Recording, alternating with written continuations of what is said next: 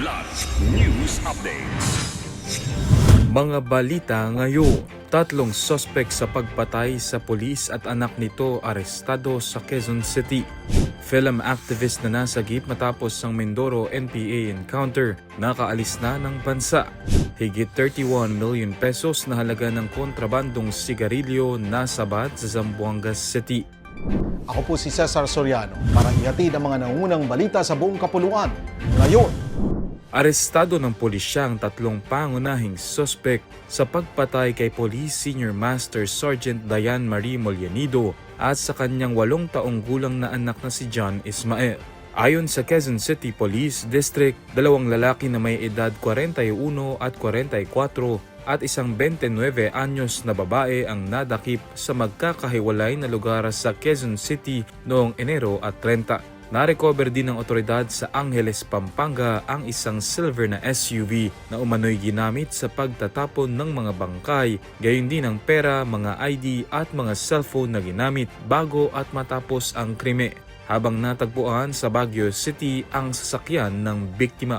Patuloy ding hinahanap ng mga otoridad ang baril na ginamit sa pamamaslang matapos ituro ng isa sa mga sospek ang pinagtapunan nito sa Bulacan. Samantala patuloy ang investigasyon habang inihahanda ang mga kasong isasampa laban sa mga sospek. Umalis na ng Pilipinas ang Filipino-American na si Chantal Anicoche matapos maglabas ng order to leave. Ang Bureau of Immigration ayon sa National Task Force to End Local Communist Armed Conflict o NTF-ELCAC. Si Anicoche, isang US citizen, ay natagpuan malapit sa lugar ng engkwentro ng tropa ng gobyerno at New People's Army o NPA noong Enero 1 sa Occidental Mindoro. Ayon sa task force, inamin ni Anicoche na nagtungo siya sa bansa upang makipag-ugnayan sa NPA at nasa isang kampo umano ito sa Abra de Ilog nang mangyari ang sagupaa. Iginiit ng NTF-ELCAC na ang kanyang pag-alis noong Enero 29 ay isang legal na hakbang sa ilalim ng batas sa immigration at hindi nangangahulugan ng pag-absuelto. Dagdag pa nila ang anumang susunod na hakbang ay nasa jurisdiksyon na ng kanyang bansang pinagmula.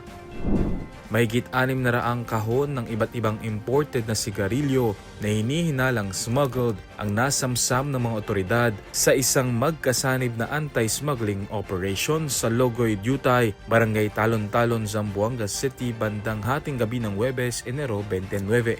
5 katao ang arestado matapos madiskubre ang malaking bodega ng 635 cases ng sigarilyo na nagkakahalaga ng 31.7 million pesos. Isinagawa ang operasyon ng iba't ibang ahensya ng gobyerno bilang bahagi ng pinaigting na kampanya laban sa smuggling ng sigarilyo sa Mindanao. Nakakulong ng mga sospek at mahaharap sa kasong paglabag sa customs at anti-smuggling laws habang patuloy ang mas malalim na investigasyon upang matukoy ang pinagmulan at distribusyon ng mga nasamsam na kontrabando. Para sa Kidlat News Channel, ako si Renzel Lenon, nag-uulat. ako po si Cesar Soriano, kasama nyo sa bawat pagbuto ng balita.